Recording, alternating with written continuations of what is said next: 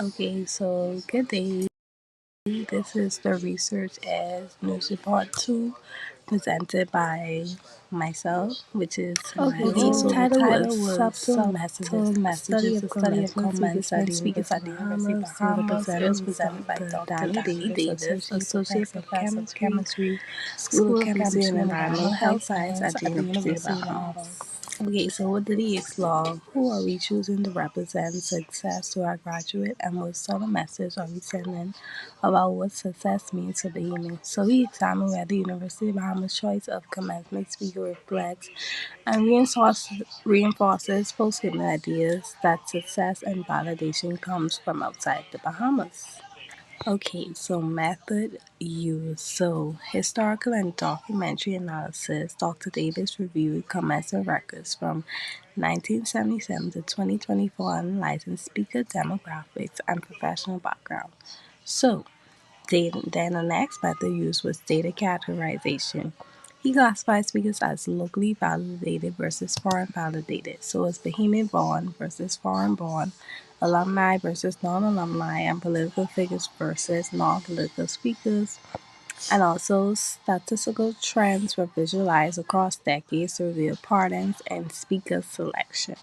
Okay, so key ideas. The commencement speaker embodies university ideals and symbolizes the type of success the institution values.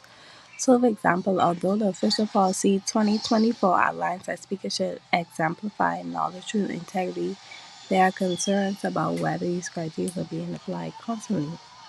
And many speakers have gained recognition abroad, signaling that foreign validation is valued more highly than local accomplishment, which in my opinion is true, and the issue connects to national identity and decolonization, urging human institutes to critically assess their internalized biases about prestige and work.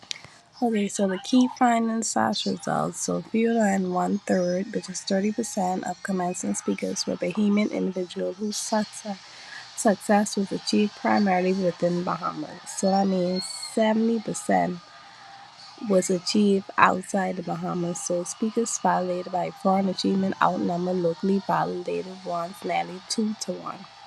Politicians were frequently chosen despite a policy discouraging political selection. Alumni representation increased in recent years. About 40% of speakers since 2010 will graduate, showing progress towards recognizing homegrown success. So this research highlights a disconnect between policy and practice and between institutional values and behaviors. Okay, so my personal reflection. So Dr.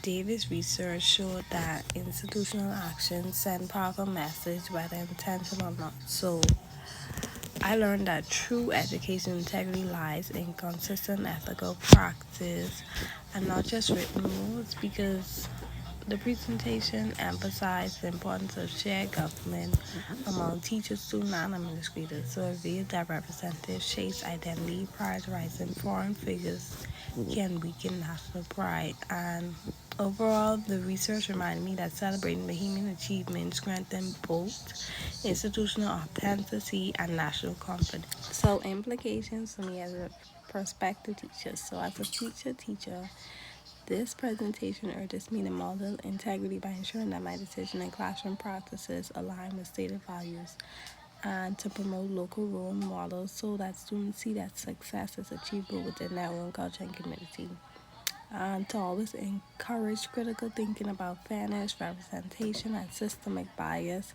and be a part of the change towards transparent and inclusive educational practices. So it reminds me that teachers help shape not only learners' academic growth, but also their pride and self presentation. Okay, so these are some implications for the human education system. So first, you can strengthen policy implementation by ensuring that educational policies such as the commences speaker selection policies are accurately enforced and not merely documented. Promote shared governance, empower community with authentic decision-making authority, include meaningful student participation in the institutional process. Reduce political influence, like safeguarding education decisions from political bias by basing them on merit, ethic, and institutional values rather than executive preference. celebrate local achievements. So, honor Bahamian innovators, alumni, and professionals. Encourage effective practice, create regular forums, and foster national confidence. So, by applying these lessons, the Bahamas education system can evolve into a more transparent, confident, and self-sustaining model of national excellence.